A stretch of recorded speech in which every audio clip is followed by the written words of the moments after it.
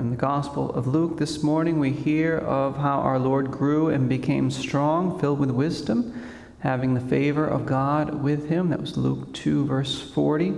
Reminded us of an incident in the life of St Therese when she too grew and became spiritually stronger and grew in God's favor. And it was during the Christmas season that it occurred, so it's appropriate to speak about it again during this Christmas octave.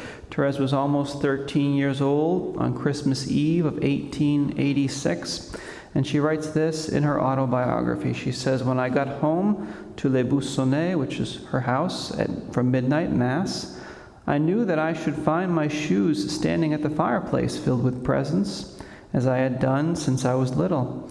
So you can see I was still treated as a baby. Father used to love to see how happy I was and hear my cries of delight as I took each surprise packet from my magic shoes, and his pleasure made me happier still. But the time had come for Jesus to cure me of my childishness," she says. "Even the innocent joys of childhood were to go. He allowed Father to feel cross this year.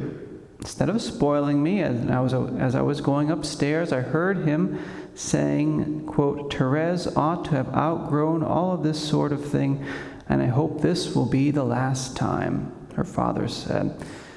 This cut me to the quick, and Celine, Therese's sister, who knew how very sensitive I was, whispered to me, 'Don't come down again just yet. You're only just going to cry, and if you open up your presents now in front of Father, that'll happen.'" So we see little Therese feeling pricked in the heart because of her father's words, which no doubt he wouldn't have said if he knew she was listening. And Therese realizes at that moment that she has a choice.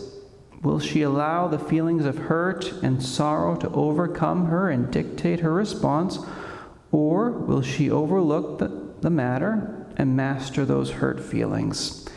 Life is a series of choices, and she's faced with a choice here.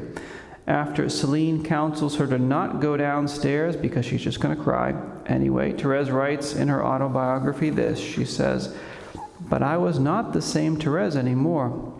Jesus had changed me completely. I held back my tears in trying to stop my heart from beating so fast. I ran down into the dining room. I picked up the shoes and unwrapped my presents joyfully, looking all the while as happy as a queen. Father didn't look cross any more now and entered into the fun of it, while Celine thought she must have been dreaming. But this was no dream. Therese had gotten back forever the strength of mind she had lost at 4.5 years old."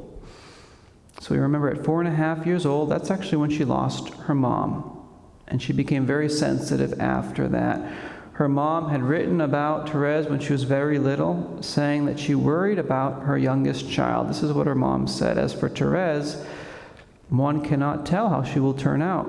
She's so young and heedless. Her stubbornness is almost unconquerable.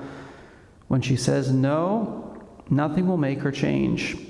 One could leave her all day in the cellar without getting her to say yes. She would sooner go to sleep there," her mom said. So there was a progression we see in St. Therese. She went from being stubborn Therese to being sensitive Therese to eventually becoming St. Therese. After what she calls the Christmas miracle, she had reacquired the strength of spirit that she had had as a little child, though now that strength or that stubbornness was being more and more supernaturalized. Now at 13 years old, it was about saying no to self and saying yes to God, responding in the way that He would like her to respond. There's a great lesson for us in this story as well. In our own stubbornness, in our own sensitivities, people can unexpectedly prick us in ways that we find very hurtful. And it's always more hurtful when it's those whom we're closest to who do that, right? That's why it hurt Therese so much, because it came from her father, whom she loved so dearly. The Lord may or may not approve of the painful pricking that we receive at times, but certainly He does allow it. Most importantly, He wants us to learn to respond in ways that mirror the strength of soul that St Therese had reacquired. Proverbs 10:12 says that hatred stirs up strife, but love excuses or covers up all offenses, says the book of Proverbs. So it's good to be honest and share our hurts with the Lord, but at the same time, He doesn't want us to respond to our offenders in hurtful ways. Forgiveness and overlooking offenses is the supernatural response that Jesus asks of us. By graciously covering and excusing those who know not what they do, as Jesus said from the cross in Luke 23:34, and even those who do know what they're doing. Some of them hurt us and they know exactly what they're doing. But by humbling ourselves, by humbly overlooking offenses, we enter more into the humble heart of Jesus and really into the heart of the Christmas season as well.